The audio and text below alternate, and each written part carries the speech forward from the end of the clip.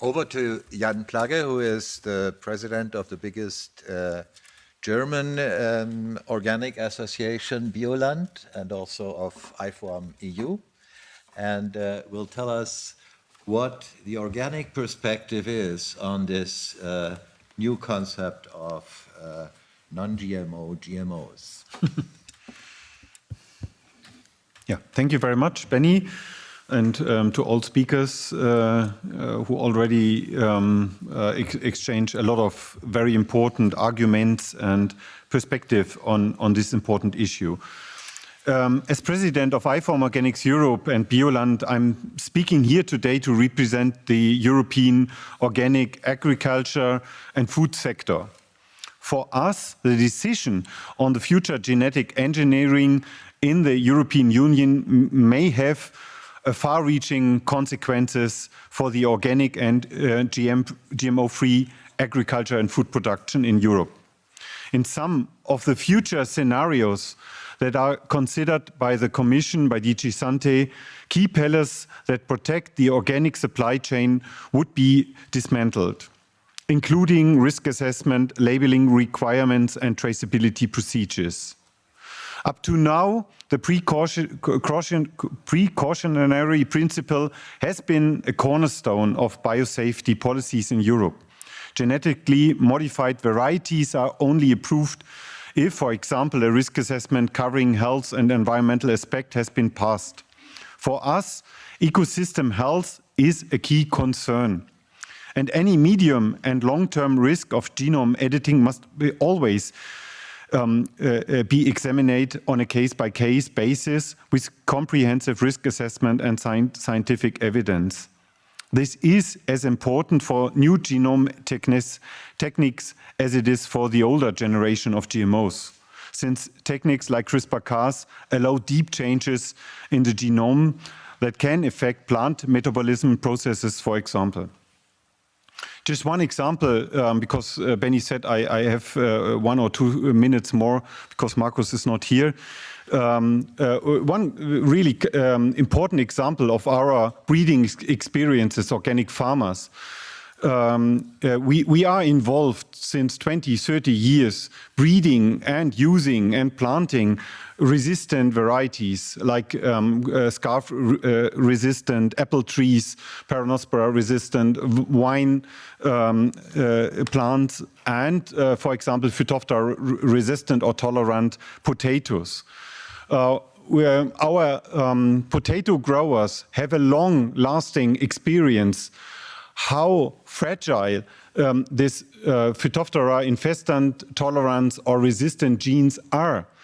We experience how quick a resistance can fail, or if resistant against the resistant by the pathogens can spread in our potato plants.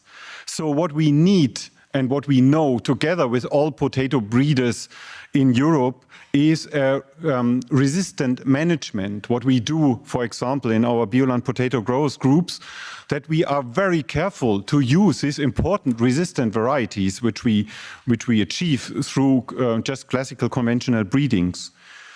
I'm just asking DG Sante and Commission colleagues and the industry colleagues, how will you ensure a proper resistant management, what we really need on scientific evidence, without risk assessment, without traceability? It's just not possible. It's like the colleague from BFN said, how will you make exemptions if you know on scientific evidence that it's crucial to have, for example, a resistant management system all over Europe? We also want to ensure freedom of choice for consumers. They should be able to decide for themselves whether to buy GM food or not.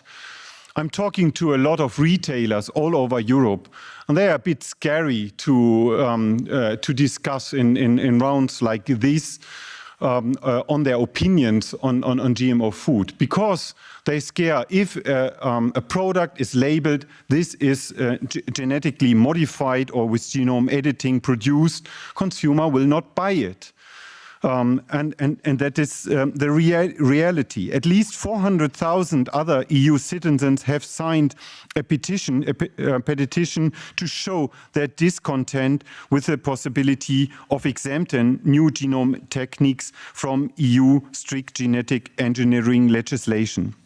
Organic farming can offer consumers GMO-free produce and goods at the moment.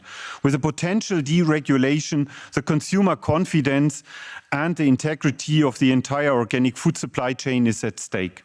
In other words, the freedom of choice for GMO-free cultivation and consumption in the EU would no longer be possible under a legislative framework that dismantles the currently existing safeguards.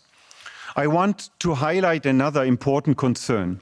Most scenarios for new regulation outlined by the EU Commission not only question the precautionary principle, there could be even a sustainability label for plants with NGTs, leading to a kind of greenwashing of these technologies. Promises of sustainability and food security have been exaggerated or misleading. As a scientist in part 1 of this session, I have already explained. Every plant breeder knows how complex the genetic and physiological interactions are, and that fertile and water-retaining soils are at the heart of food security. And sometimes I'm asking myself if the Commission services still know what they are doing in certain different services. There are several services which work on sustainability labeling frameworks, which completely describes many contradictions inside the farm to fork strategy to really change systems and not single technologies or some regulation. And it's important that only a holistic and ecological farming system can provide a good answer to the systemic problems, which are really good described in the farm to fork strategy and the Green Deal. Organic farming is an appropriate farming system for the future because it addresses so many problems at once. The EU Commission is currently in the process of creating a huge conflict of goals inside of the farm to fork strategy.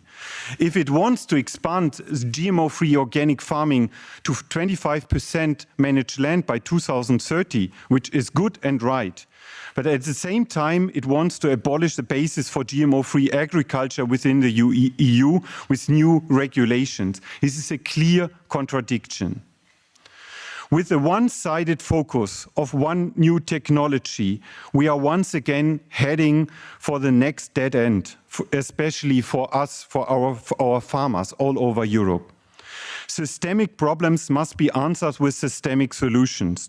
To secure food for the people of our planet, we need a holistic, sustainable agriculture and food system that takes nature and the many interactions in our land use into account. Organic farming offers an ideal blueprint for achieving exactly this. Thank you very much.